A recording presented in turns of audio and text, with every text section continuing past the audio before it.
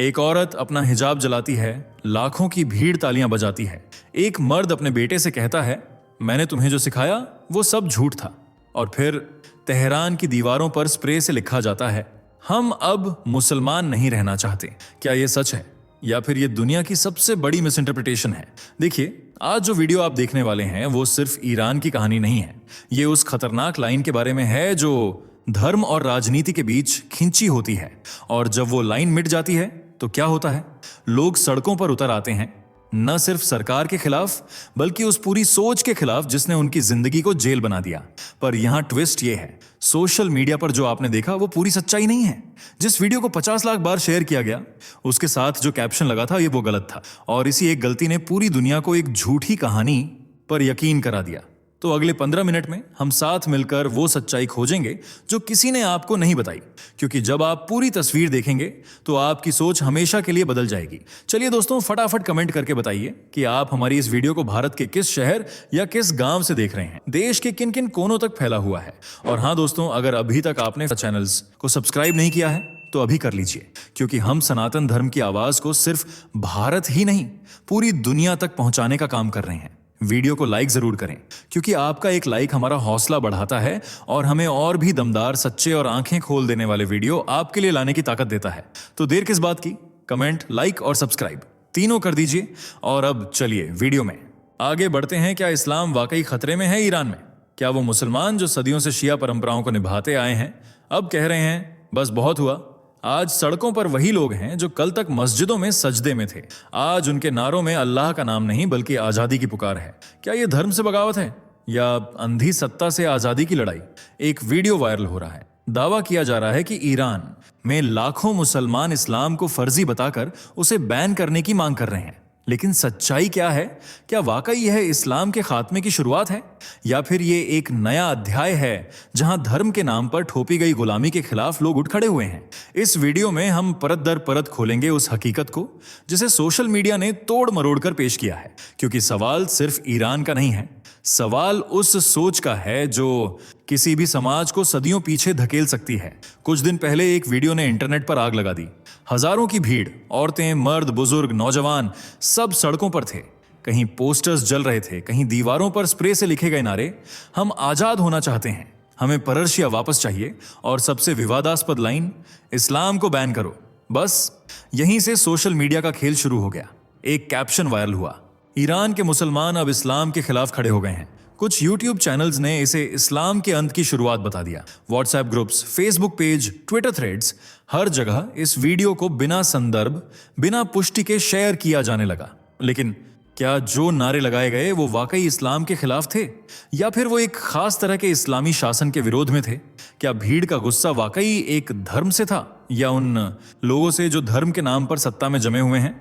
Video में जो दिख रहा है वो एक सच्चाई है, लेकिन वो पूरी सच्चाई नहीं है। और यही है इस कहानी की शुरुआत, क्योंकि जब आप पूरी तस्वीर देखेंगे तो समझ आएगा कि ये लड़ाई धर्म के खिलाफ नहीं, धर्म के नाम पर हो रहे राजनीतिक खेल के खिलाफ है।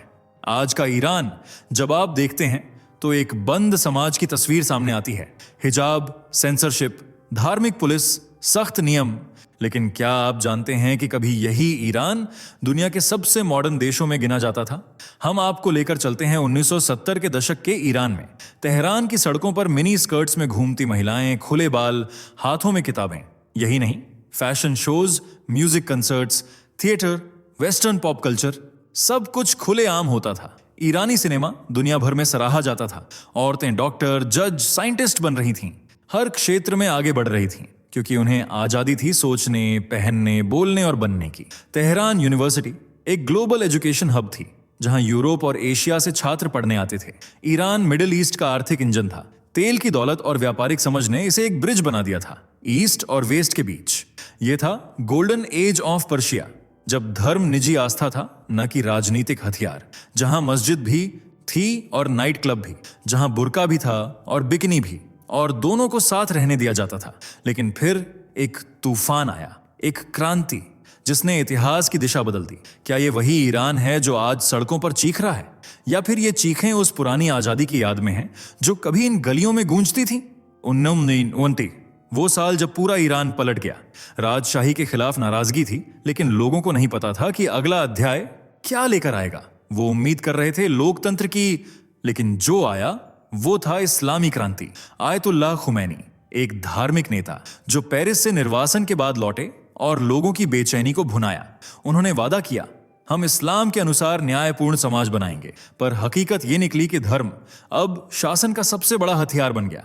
अब संविधान नहीं शरीयत थी, अब संसद नहीं सुप्रीम लीडर था, अब बहस नहीं फतवे थे। औरतें जो यूनिवर्सिटीज में टॉप कर रही थीं, जिन्हें संसद में देखा जाता था, उन्हें कहा गया तुम्हारा असली काम घर है। हिजाब अब ऑप्शन नहीं रहा, अब यह कानून था। टीवी, सिनेमा, संगीत, किताबें, हर चीज पर सेंसरशिप की तलवार चल गई। शिक्षा जो कभी प्रगतिशील थी, अब धार्मिक एजेंडा से भरी हुई हो गई। अर्थव्यवस्था जो तेल और व्यापार के दम पर चमक रही थी, पिछड़ने लगी। बाहर की दुनिया से रिश्ते टूटने लगे और जो नहीं माने वो या तो जेल में गए या देश छोड़कर भागे। ईरान जो कभी एक खुले दिल वाला मुल्क था, अब एक बंद समाज में तब्दील हो चुका था। और यहीं से शुरू हुआ वो असंतोष जो आज की पीढ़ी के खून में दौड़ रहा है, क्योंकि उन्होंने वो आजादी नहीं देखी, लेकिन उसकी कीमत जरूर चुकाई है। आज का ईरान तेल और गैस के भंडार पर बैठा है, फिर भी लोग पेट भरने के लिए संघर्ष कर रहे हैं। 14 लाख ईरानी तोमान अशिन जोर अमेरिकी डॉलर। यह आंकड़ा किसी गड़बड़ी की नहीं, एक बिखर चुकी अर्थव्यवस्था की पहचान है। देश में बेरोजगारी रिकॉर्ड स्तर पर है। युवाओं के पास डिग्रियां हैं लेकिन नौकरी नहीं। तेहरान यूनिवर्सिटी से ग्रेजुएट छात्र टैक्सी चला रहे हैं या फिर घर बैठकर निराशा में डूबे हुए हैं। संयुक्त राष्ट्र और अमेरिका द्वारा लगाए गए आर्थिक प्रतिबंधों ने ईरान को दुनिया से काट दिया है। तेल और नेचुरल गैस तो हैं, लेकिन कोई खरीदार नहीं। जो खरीदे वो भी पश्चिमी देशों की निगाहों में गुनहगार बन जाता है। भारत जैसे पुराने ग्राहक भी अब किनारा कर चुके हैं। पर असली चोट आर्थिक नहीं, मानसिक है। युवाओं को पता है कि उनका भविष्य छीन लिया गया है। वो जानते हैं कि यह गरीबी सिर्फ विदेशी साजिश नहीं, घरेलू सड़हांत का नतीजा है। वे सवाल पूछ रहे हैं, हमें क्यों रोका गया दुनिया देखने से? क्यों हमारी बहनें, हमारी माएं सिर्फ पर्दे में रहने को मजबूर हैं? क्यों हमारे देश में तरक्की एक गुनाह बन गई है? और जब ये सवाल जवाब नहीं पाते तो सड़कों पर गुस्सा फूटता है। ये सिर्फ आर्थिक संकट नहीं है, ये सपनों की तबाही है। और यही तबाही आज की युवा पीढ़ी को इस कदर बगावती बना चुकी है। तेहरान की सड़कों पर एक लड़की ने अपने बाल खुले छोड़े और अपना हिजाब जला दिया। उसके हाथ में एक छोटा सा पोस्टर था, मेरी चुप्पी अब मेरी कब्र नहीं बनेगी। यही है आज का ईरान, जहां युवा मुसलमान, खासकर महिलाएं, अब खामोश नहीं है। वो मस्जिदों में नहीं जा रहे, नमाज को छोड़कर नहीं, बल्कि उस मजबूरी को नकारते हुए जो इस्लाम की आड़ में उन पर थोपी गई। हर दिन सोशल मीडिया पर एक नया वीडियो सामने आता है। किसी कॉलेज की छात्रा मौलवियों को जवाब दे रही है, कहीं छात्र सड़कों पर आजादी, जिंदगी, महिला के नारे लगा रहे हैं, और कहीं बुजुर्ग महिलाएं कह रही हैं, हमने सहा पर अब हमारी बेटियां नहीं सहेंगी।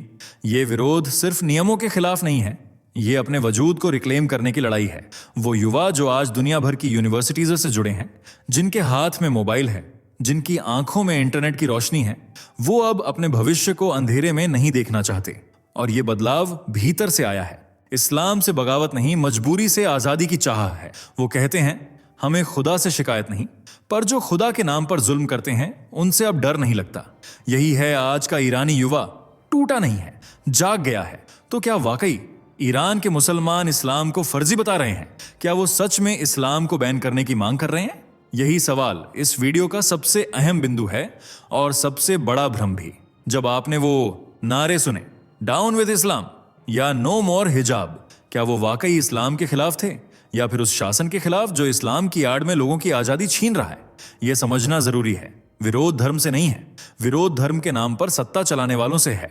ईरान के युवा आज इस बात को समझ चुके हैं कि उनकी गरीबी, बेरोजगारी और घुटन किसी खुदा की मर्जी नहीं, बल्कि एक सिस्टम की साजिश है जिसने इस्लाम को ढाल बना लिया है। सोशल मीडिया पर कई क्लिप्स को कॉन्टेक्स्ट से काटकर फैलाया गया। कुछ नारों को जानबूझकर अनुवाद में तोड़ा मरोड़ा गया ताकि यह दिखाया जा सके कि मुसलमान खुद अपने मजहब से बगावत कर रहे हैं। सच ये है, लोग इस्लाम से नहीं, इस्लामिक तानाशाही से तंग हैं। वो अल्लाह को नहीं छोड़ रहे, वो उन्हें छोड़ रहे हैं जो अल्लाह के नाम पर राज कर रहे हैं। इस फर्क को समझना हमारी सोच की परिपक्वता का इम्तिहान है। ईरान और भारत, दो देश, दो सभ्यताएं, लेकिन अजनबी नहीं। इतिहास गवाही देता है, जब अरब देशों से धर्म आया तब ईरान के ज़राथुस्त्रवादी, जिन्हें आज हम पारसी कहते हैं, शरण लेने भारत आए। गुजरात की जमीन पर उन्होंने आग को पूजा और भारत ने उन्हें आजादी दी। अपनाया और सम्मान दिया। भाषा की बात करें तो ईरानी फारसी में जो शब्द मिलते हैं वो संस्कृत से मिलते जुलते हैं। दरख्त यानी बड़ा पेड़, मांदर यानी माँ, सिंधु से बना हिंदू। ईरान ने ही सबसे पहले हमें हिंदुस्तान कहा था। आज भी हजारों ईरानी छात्र भारत की यूनिवर्सिटीज में पढ़ते हैं। पुणे, बेंगलुरु, दिल्ली, हर जगह आपको ईरानी स्टूडेंट्स मिल जाएंगे। और जब वे भारत को देखते हैं, एक लोकतंत्र जहां मजहब निजी होता है, जबरदस्ती नहीं, तो वो सोचते हैं हम क्यों नहीं। ईरानियों के दिल में भारत के लिए एक अलग अपनापन है हम, क्योंकि हमारी लड़ाई भी कभी आजादी की थी और हमने भी धर्म के नाम पर बंटवारे झेले हैं। शायद यही वजह है कि ईरान के युवा अरब कट्टरता से नहीं, भारतीय समरसता से खुद को जोड़ते हैं। जब भी ईरान की जनता सरकार के खिलाफ उठ खड़ी होती है, एक अजीब सा संयोग होता है। या तो अमेरिका के खिलाफ बयानबाजी तेज हो जाती है, या फिर इजराइल से छेड़छाड़ शुरू हो जाती है, और फिर सरकार कहती है हम पर हमला हो रहा है, राष्ट्र खतरे में है। बस यही वो पल होता है जब जनता का गुस्सा देशभक्ति में बदल दिया जाता है। जो लोग सरकार से सवाल पूछ रहे थे, अब वो राष्ट्रद्रोही कहलाने लगते हैं। ये एक पुराना खेल है, बाहर दुश्मन दिखाओ ताकि अंदर की असल समस्या छुप जाए। आयतुल्लाह की सरकार जानती है कि देश की अर्थव्यवस्था टूट चुकी है, युवाओं का भरोसा डगमगा चुका है और इस्लामी क्रांति की चमक फीकी पड़ चुकी है। तो जब भी लोग उठते हैं कि सरकार जंग छेड़ देती है, इजराइल के साथ टकराव, अमेरिका को कोसना, पश्चिम को शैतान कहना, ये सब वो धुआं है जो असल आग को छुपाने के लिए फैलाया जाता है। और यही वजह है कि ईरान के लोग अब कह रहे हैं हमें युद्ध नहीं चाहिए, हमें जवाब चाहिए। हमारा असली दुश्मन बाहर नहीं, हमारे ही अंदर बैठा है। तो अब सवाल ये नहीं है कि लोग इस्लाम से नाराज हैं, सवाल ये है कि क्या वो अब धोखे से थक चुके हैं। ईरान की सड़कों पर जो आवाजें गूंज रही हैं, वो खुदा से गुस्से में नहीं है, वो उन लोगों से नाराज हैं जिन्होंने खुदा के नाम पर सत्ता चलाई, डर फैलाया और जिंदगी छीन ली। आज की ईरानी पीढ़ी ईमान को नहीं छोड़ रही, वो झूठी व्याख्याओं, जबरन थोपे गए नियमों और मौलवियों की राजनीति को नकार रही है। क्योंकि हर धर्म, हर मजहब समय के साथ बदलता है, इवॉल्व करता है, पर जब कोई उसे रोक ले, जकड़ ले और उसे एक हथियार बना दे, तो वहां ना तो धर्म बचता है और न ही इंसान। इस क्रांति का असली मकसद इस्लाम को मिटाना नहीं, बल्कि उसे उसके असली रूप में वापस लाना है, करुणा, समानता और इंसाफ का रूप। और अब बारी आपकी है सोचने की, क्या धर्म को सुधारना मुमकिन है या फिर उसे पूरी तरह छोड़ देना ही आखिरी रास्ता है? क्या परंपरा और प्रगति एक साथ चल सकते हैं या फिर हर बदलाव एक बगावत कहलाएगा? आपका जवाब इस बहस का सबसे अहम हिस्सा हो सकता है। अगर आपको लगा कि यह वीडियो सिर्फ ईरान की कहानी नहीं बल्कि हर उस समाज की तस्वीर है जहां सत्ता धर्म के नाम पर चलती है, तो इसे जरूर शेयर कीजिए। कमेंट में बताइए, क्या आपके हिसाब से धर्म को समय के साथ बदलना चाहिए या वही बना रहना चाहिए जैसा वो सदियों पहले था? आपकी राय इस बहस का हिस्सा बनेगी। और अगर आप ऐसी ही गहरी सोच को झकझोरने वाली कहानियों के लिए हमारे साथ जुड़ना चाहते हैं, तो चैनल को सब्सक्राइब कीजिए और बेल आइकन जरूर दबाइए, क्योंकि अगली बार हम फिर किसी ऐसी ही कहानी की तह तक जाएंगे जहां सिर्फ खबर नहीं होगी, सवाल भी होंगे। नमस्कार दोस्तों, आपको स्क्रीन पर 2 और वीडियोस दिखाई दे रही हैं, जिसे देखने के लिए स्क्रीन पर क्लिक करें।